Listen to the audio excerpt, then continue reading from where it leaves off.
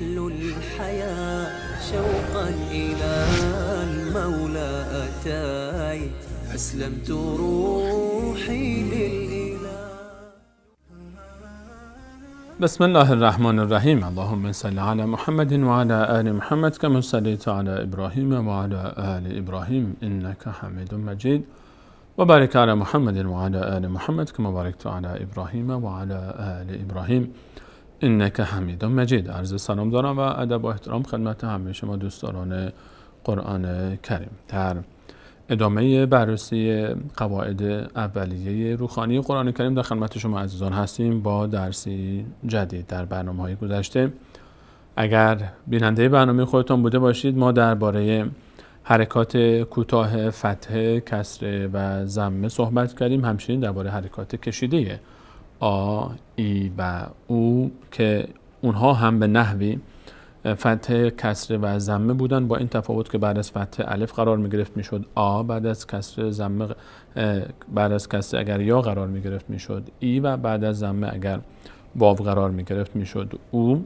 حرکات کشیده آ، ای، او و همچنین درباره ساکن و تشدید هم صحبت کردیم. این علائمی که مهم هست تا ما در کلام الله مجید به آنها دقت بکنیم و بدانیم که چگونه اینها رو بخوانیم وقتی که در مصحف شریف دیدیم. یکی از موارد دیگری که زیاد جلب توجه میکنه حتما برای شما عزیزان وقتی که مصحف رو باز میکنید و نگاه میکنید در آیات کلام الله مجید در بالای حروف یا احیانا پایین حروف بعضی وقتها شما علامت فتح و کسره و ضمه رو میبینید، اما دو تا فتح با هم یا دو تا کسره با هم یا دو تا ضمه با هم. ما درباره فتح صحبت کردیم که فتح صدای ا میگیره، هر حرفی که فتح داشت اگر بعدش الف اومد صدای آ میگیره. کسره اگر به تنهایی بود صدای ا میگیره آن حرف، اگر بعدش یا آمد یا یک حرکت نداشت صدای ای میگیره. اگر ضمه آمد صدای او میگیره آن حرفی که ضمه داره، حرکت ضمه روش هست. و اگر آن حرفی که حرکت ضمه داره بعدش واوی آمد که حرکت نداشت صدای او میگیره. اما اگر دیدیم دو تا فتحه با هم بود، دو تا فتحه روی هم یا دو تا کسره با هم، دو تا کسره با هم نوشته شد یا دو تا ضمه با هم نوشته شد، چی میشه؟ شکلش رو با هم ببینیم که چطور، بعد درباره صحبت بکنیم که این علامت اسمش چی هست و چرا دو تا نوشته میشه و چطور خونده میشه. مهمتر از اون و مثالهاش رو با هم خواهیم داشت. تصویر رو با هم ببینیم. همچین تصویری رو شما در همچین حرکاتی رو میبینید در صفحه کلام الله مجید.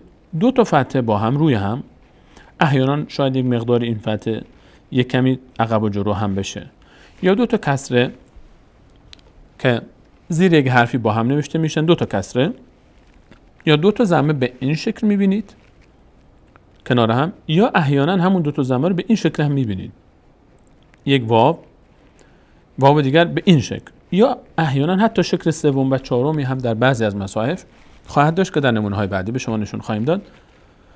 این چیست؟ این علامت دو تا فتحه با هم، دو تا کسره با هم، دو تا ضمه به این شکل یا این شکل. این هم واوی است که از این طرف نوشته شده، گویی دو تا واو، دو تا ضمه هست. این رو ما بهش میگیم تنوین و اینها انواع تنوینن. تنوین به اینها گفته میشه تنوین. دو تا فتحه با هم، دو تا کسره با هم، دو تا ضمه با هم که احیانا ضمه یا به این شکل نوشته میشه یا به این شکل، یا شکل‌های دیگری هم در بعضی از مصاحف خواهد داشت و فتحه ها احیانا رو هم دقیق یا احیانا مقداری فتح و کسره عقب و جلو هم میشه. اینها رو ما میگیم بهشون تنوین. پس تا اینجا متوجه شدیم که دو تا فتحه با هم وقتی در مصحف دیدید قرآن کریم، یا دو تا کسره با هم دیدید یا دو تا ضمه با هم دیدید، این فتحه نیست، کسره نیست، ضمه نیست، بی ارتباط با فتحه و کسره و ضمه هم نیست، چون بالاخره دو تا فتحه آوردن حتما یک ارتباطی با فتحه داره، حتما یک ارتباطی با کسره هم داره، حتما یک ارتباطی با ضمه هم داره که دو تا فتحه یا ضمه یا کسره نوشته میشه. اما حکایت چیست؟ ما اصلا چرا بهش میگن تنوین؟ ما بریم ببینیم که مثال هایی که ما در قرآن کریم، نمونه هایی که ما میبینیم، حکایت چی بوده و تنوین، خود تنوین در معنا یعنی آوردن نون. تنوین یعنی آوردن نون. تا اینجا متوجه شدیم پس وقتی دو تا فتحه میاد یا دو تا کسره یا دو تا ضمه بهش میگن تنوین، یعنی آوردن نون، یعنی حکایت از یک نونی است. یک نون، صحبت از نونه. نون اینه که ما می‌نویسیم نون، صحبت از آوردن نون است به همراه فتحه و یا کسره و یا ضمه، چون گفتیم دو تا فتحه و کسره و ضمه هست. بریم به سراغ دو تا فتحه با هم. اونجایی که دو تا فتحه با هم میاد روی یک حرفی چی میشه؟ چطور باید خونده بشه و چرا باید اونطور خونده بشه؟ مثالش رو با هم ببینیم. ما مثلا وقتی دو تا فتحه با هم میاد این رو میگیم تنوین. این یکی از این تنوین هاست، دو تا فتحه با هم. مثالش هم اینجوریه. سمت چپ، مثال های سمت چپ. مثلا اینطوری میبینیم روی دال دو تا تنوین، دو تا فتحه با هم میبینیم. خب این رو باید چطور بخونیم؟ الف که فتحه داره میشه ا، ب هم فتحه داره میشه ب. دال چطور میشه؟ این رو ما وقتی میتونیم بخونیم که ببینیم اصلش چی بوده. اصلش این بوده، کلمه سمت راست. یک الف داشتیم فتحه داشته ا، بی داشتیم فتحه داشته ب، دالی داشتیم که فتحه داشته د. یک نون ساکن بود. الان خواندن این خیلی آسانه نه؟ ا ب دن. نون ساکن با آخرین حرکت ما قبل که فتحه دال هست خوانده میشه. دال میچسبه به نون دن. ا ب دن، ا ب دن. اینی که سمت چپ میبینیم همین سمت راستی هست. در اصل این بوده. ما به خاطر این که در نوشته ما آسان تر بشه نون رو حذف کردیم. این نون رو برداشتیم. بعد به جای این نون یک فتحه اضافی گذاشتیم روی دال که شد این. مثال سمت چپ. الف سر جاشه، با سر جاشه، دال با فتحه خودش سر جاشه. یک دال با یک فتحه داشتیم، یک فتحه مال اون داله. یک فتحه اضافه کردیم چون اون نون ساکن رو حذف کردیم به خاطر راحت تر نوشته شدن. یک فتحه اضافی گذاشتیم اینجا. این فتحه اضافی نشان از حذف اون نون داره. به همین خاطر بهش میگیم تنوین، آوردن نون. این تنوین یعنی آوردن نون. گفتیم بی ارتباط با فتحه هم نیست وقتی دو تا فتحه داره. یعنی یک فتحه‌ای بوده روی دال، بعدش نون ساکنی بوده. الان ما وقت خواندن این حرف ا ب د دال فتحه‌ش رو میخونیم. فتحه دوم در اصل یک نون ساکنه. فتحه دوم در اصل همون نون ساکنه که ما اینجا داشتیم حذفش کردیم. وقت خواندن ما چیکار میکنیم؟ ما میگیم ا ب د، به جای فتحه دوم یک نون ساکن میگذاریم. ا ب دن، مثل این دقیقا. ا ب دن. این الف از کجا آمد؟ الف به این خاطره که وقتی که در این تنوین ابدن اگر ما بایستیم دیگه نمیگیم ابدن، میگیم ابدا. اون رو باز ان شاءالله دربارش به تفصیل صحبت خواهیم کرد در احکام، در موضوع بحث وقف کردن و ایستادن و توقف کردن. تا اینجا فقط همینقدر برای ما کافی است که بدانیم این تنوینی که به این شکل نوشته میشه، دو تا فتحه روی هم میاد، باید ما در آخر اون حرف یک صدای نون ساکن بیاریم بعد از فتحه. مثل این سو حو فن. اصلش این بوده سو حو فن.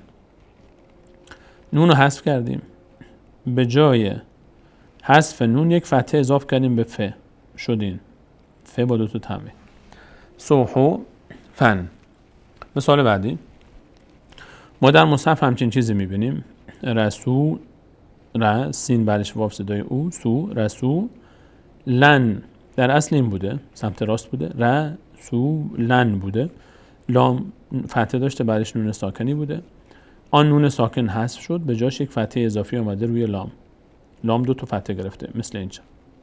به همین خاطر وقتی که ما این رو میخونیم یک لام که یک فتحه خودش داره، رسو ل، اون فتحه دوم نون نماینده اون نون ساکنی که حذف شده، به همین خاطر یک نون ساکن همیشه میاریم، لن میخونیم. لن. کتا، که تا فتحه داره، ت فتحه داره بعدش الف صدای آ میگیره. کتا بن، به فتحه داره، فتحه خودشه، یک فتحه دیگه هم اینجا اضافه است که جای اون نون ساکنه که اصلش این بوده، کتا بن. پس تا اینجا متوجه شدیم که خلاصه صحبت هر وقت دو تا فتحه میبینیم یا کسره یا ضمه در اصل یک فتحه بوده. یک کسره بوده، یک ضمه بوده. اون همچنان سر جای خودش باقی است، در خواندن هم خوانده میشه. اون فتحه اضافی یا کسره اضافی یا ضمه اضافی، اون نون ساکنی بوده که ما حذفش کردیم به خاطر راحت تر نوشتن، اما از تلفظ حذفش نکردیم، فقط از نوشتن حذفش کردیم، اما در تلفظ باید نوشته بشه. به همین خاطر یک فتحه اضافی گذاشتیم روی فتحه اول تا متوجه باشیم که اینجا یک نونی بود ما حذفش کردیم. به همین خاطر هر جا شما دو تا فتحه دیدید یک نون ساکن باید خوانده بشه. صدای ان میگیم که ان یک فتحه بوده، یک نون ساکن، ان. دو تا فتحه با هم صدای ان میده. هر جا که دو تا فتحه با هم دیدید اون حرف رو اگه دال بود مثلا میشه دن، ب بود میشه بن، سین بود میشه سن، جیم بود میشه جن، خ بود میشه خن مثلا. و همین حکایت برای کسره هم تکرار میشه. کسره با یک نون ساکن یعنی ان، بن، تن، ثن، جن، هن، خن، دن. همین حکایت برای ضمه هم تکرار میشه با صدای اون. یک ضمه بود یک نون ساکن یعنی اون، بن، تن، سن، جن، خن، سن. این مثال هاش هست. بریم سراغ مثال کسره که با هم ببینیم. مثال کسره رو، این تنوین ان بهش میگیم، یک کسره است، یک نون ساکن بوده. در اصل اینطور بوده. ما در مصحف اینطوری میبینیم، اینطور میبینیم. اصلش اینطور بوده: شی، شین و یا که سر جاشه، شی، این همزه سر جاشه، کسرش هم سر جاشه، کسرش اینجاست. این نون ساکن فقط حذف شد، به جاش یک کسره اضافی آمد، شد شی ان. در اصل اینطور بود: شی ان، شی ان. کلن هم همینطور. این رو چطور میخونیم؟ لام تشدید داره میشه کل. تشدید دو بار بعد خوانده بشه، یک بار به همراه حرکت ما قبل، یک بار به همراه کسری که خودش اینجا داشته. کل ل. یک کسری اضافی دیگه هم اینجا داره که گفتیم همون نون ساکنه، یک نون اضافه میکنیم. کل لن، کل لن. اصلش اینطور بوده: کل، دو تا لام بوده، اولی ساکن دومی حرکت داشته، لام اول رو حذف کردیم، کسره دومی رو گذاشتیم، به جاش تشدید گذاشتیم به جای حذف لام تا دلالت بکنه به حذف لام. نون هم حذف شد، به جاش یک فتح کسره اضافی آمد، شد کل لن. جو عین، جو ضمه بعدش واو صدای او میگیره، جو عین. عین یک کسره داره، جو آیه. کسره دوم همون نون ساکنی که اینجا بوده حذف شده. من میخوام میگم جو عین، جو عین که اصلش اینطور بوده: جو عین. فضل لن، فضل ل. یک کسره خود لام ل، یک کسره اضافی همون نون ساکنه که باید حواسمون باشه بیاریمش. لن، فضل لن. اصلش این بوده: فضل لن. بریم سراغ مثال ضمه تنوین. احیانا این شکل هم میاد، یعنی ما در تنوین ها این شکل هم در بعضی مصاحف میبینیم. یک ضمه اینجا، یک حرکت اینجوری که نشان بدن دو تا ضمه است، یا دو تا ضمه پشت سر هم و یک ضمه برعکس به سمت بالا. شکل‌های مختلف میاد. بازم همون حکایت است. تنوین یعنی آوردن نون. ما مثلا در سوره اخلاص قل هو الله احد، اینجا احدون، دو تا ضمه میبینیم روی دال، یکی که ضمه خود داره است احدو، یک ضمه اضافی مال چی هست؟ مال این نون ساکنیه که حذف شده. به همین خاطر در خواندن هم ما اون نون ساکن رو باید تلفظ کنیم. یک نون اضافه میکنیم میشه احدون. رسولون، اصلش این بوده دیگه، رسولون. یک نون ساکن داشته که حذف شده، به جای این ضمه نون ساکن دو تا ضمه گذاشتیم روی لام، یک ضمه خود لام، یک ضمه هم دلالت میکنه بر حذف نون ساکن. رسولون.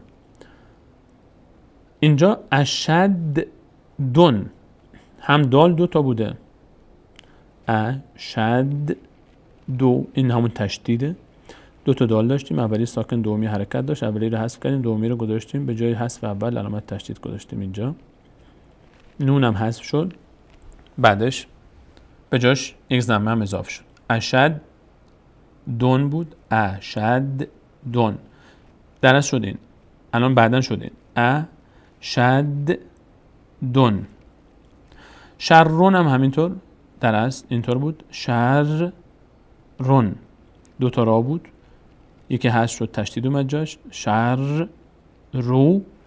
یک نون ساکن هم داشت حذف شد، یک ضمه جاش اومد. شهر رون. بریم سراغ مثال ها. اما قبل از اینکه مثال ها رو خدمت عزیزان دوباره توضیح بدیم، من خلاصه صحبت رو بگم. خیلی آسانه، یعنی شاید عزیزان من چون تو تفاصیل وارد شدم که متوجه بشن که چرا باید نون ساکن آورده بشه، اما خیلی آسان است حکایت اینه که هر جا 2 تا فتحه دیدید یا 2 تا کسره یا 2 تا ضمه، خیلی آسانه. فقط اون فتحه که سر جاش هست، ضمه هم سر جاشه، کسره هم سر جاشه، به جای فتحه دوم و ضمه و کسره دوم یک نون ساکن اضافه کنید. همین. مثلا هر جا که 2 تا فتحه با هم دیدید صدای ان میگیره اون حرف. هر جا صدای 2 تا فتحه با هم دیدید اون حرفی که 2 تا فتحه روش هست صدای ان میگیره. بن، تن، سن، جن، خن، هن، دن، زن، رن تا آخر. و همینطور اگر 2 تا کسره دیدید صدای ان میگیره. بن، تن، سن، جن، خن، هن، سن، کن، من، لن. و اگر 2 تا ضمه دیدید صدای اون میگیره، مثل بن، سن، خن، فن، قن، لن، من. مثال ها رو با هم ببینیم.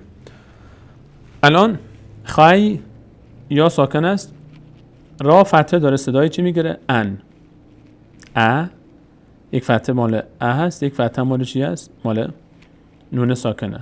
خای رن، خای رن، طای رن، طای رن، لا ای بن. اینجا ضمه داره. لا ای بن، لا ای بن، لا ای بن. ما سا دن. د اینجا کسره داره، 2 تا کسره هست. د یک کسره که ما رو خود داره. ما سا د. یک نون هم اضافه کنیم، نون ساکن. ما سا دن. صد ده. اگه تنوین اگر یک فتحه بود میشد صد ده. حالا که 2 تا یک نون ساکن اضافه میکنیم فقط. صد دن، صد دن. مثال بعد خو فن. اینجا ف 2 تا کسره داره، یکیش که خود کسره ف است، خو ف. کسره دوم یک نون ساکن جاش میگذاریم، خو فن. لو هن. رحمتن. یک فتحه مال خود ت هست، یک نون ساکن هم اضافه میکنیم آخرش، تن. رحمتن. ابدن، ابدن. دال فتحه داره، ابدا. این فتحه دوم رو هم ما یک نون ساکن بهش اضافه کردیم، ابدن. علمن، علمن. اینجا 2 تا فتحه با هم هست بالا، علمن. یومن 2 تا ضمه داره، اولی مال خودشه، مو. دومیش صدای نون میگیره، یومن. اثمن، اثمن. حبلن، حبلن. لام یک ضمه داره، لو. حبلو. یک نون ساکن رو آخرش اضافه میکنیم چون در اصل یک نون ساکن بوده که حذف شده جاش ضمه اومد. حبلن. اجرن، اجرن. اصلش رن بوده، نون ساکن حذف شده اما ضمه سر جاش هست. اجرن. تذکرتن، تذکرتن. تون اینجا 2 تا ضمه بوده که یکیش هست تو و هر دوش هستن. البته یک ضمه با نون ساکن بوده که الان 2 تا ضمه دلالت میکنه، یکیش بر نون ساکن. تذکرتن. مثال بعدی رو با هم ببینیم. وای لون، وای لون، وای لون. کن زن و دن. تنوین 2 تا فتحه با هم صدای ان میگیره، یک فتحه که خود ا هست، یک نون ساکن هم هست، ان. و دن. مرتن. تنوینی که 2 تا ضمه داره، تنوین اون گفته میشه، صدای اون میگیره. مرتن، مرتو. یک نون ساکن اضافه کنیم، تن. احدو. یک نون ساکن هم اضافه میکنیم، دن. احدون احدون. فتنه تو نون ساکن رو اضافه کنیم تون میشه فتنتون.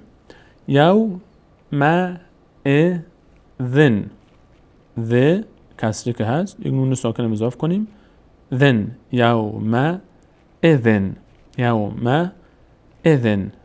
عدو اینجا تشدید داره واو عدو ون ون یک نون آخرش میاریم چون تنوین داره. که فن ف خودش فتحه داره اون فتحه دوم یک نون ساکن بوده به جاش نون ساکن میاریم که فن در خواندن که فن. مغفرتون دو تا ضمه اولیش مال خود ت است تو دومی نون ساکنی بوده که حذف شده مغفرتون. مثلا غرقن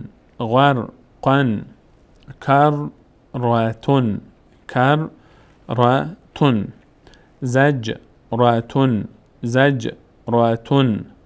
لهون واو له و بوده یک نون ساکن هم آخرش بوده که حذف کردیم جاش یک ضمه اضافی گذاشتیم له ون به خاطر اون نون ساکنی که آخرش حذف شد.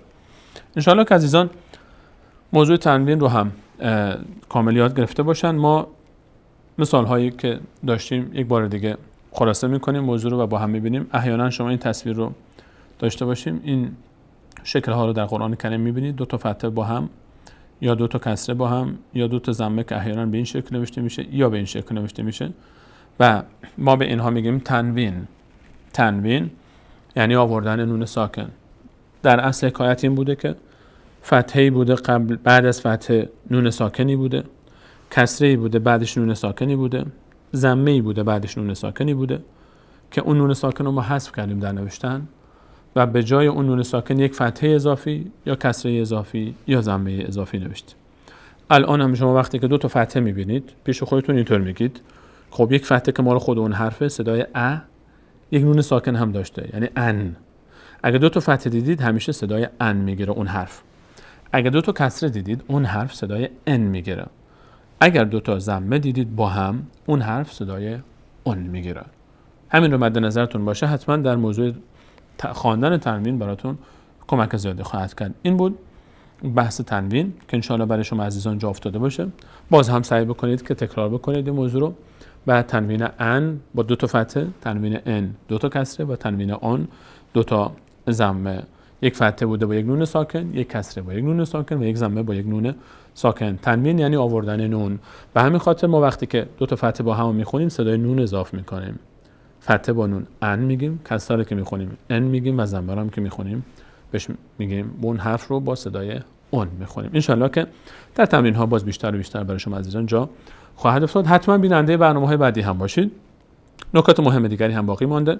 نهایتا ما شاید کل درس‌های ما از 14-15 درس بیشتر نشه برای روخانی قرآن کریم و بعد از اون ان شاءالله شروع خواهیم کرد به کلام الله مجید و من این بشارت رو به شما میدم و این ضمانت رو میکنم که اگر این 14-15 درس رو که وقت زیادی هم نخواهد گرفت ان شاءالله با دقت خوب متوجه بشید و تمرین ها رو تکرار بکنید و یاد بگیرید، باذن الله تعالی هر جایی از قرآن کریم رو که باز بکنید روخانی او رو مشکلی نخواهید داشت و به راحتی خواهید توانست که بخوانید. سرعتتون شاید در ابتدا کم باشه ولی بعد به مرور زمان سرعتتون هم زیادتر خواهد شد. بیننده برنامه‌های بعدی خودتون باشید تا بتونیم به همراه شما عزیزان قرآن کریم رو بخوانیم، یاد بگیریم و به دیگران بیاموزیم تا مصداق این حدیث رسول صلی الله علیه و سلم باشیم که فرمود بهترین شما کسی است که قرآن را یاد بگیرد و به دیگران یاد بدهد. تا برنامه بعد همه شما عزیزان رو به الله متعال می‌سپارم.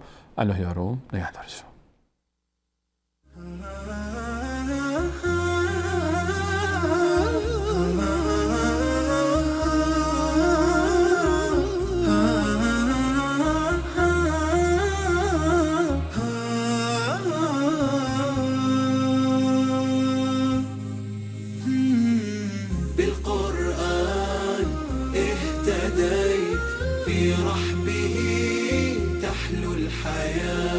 شوقا إلى الموت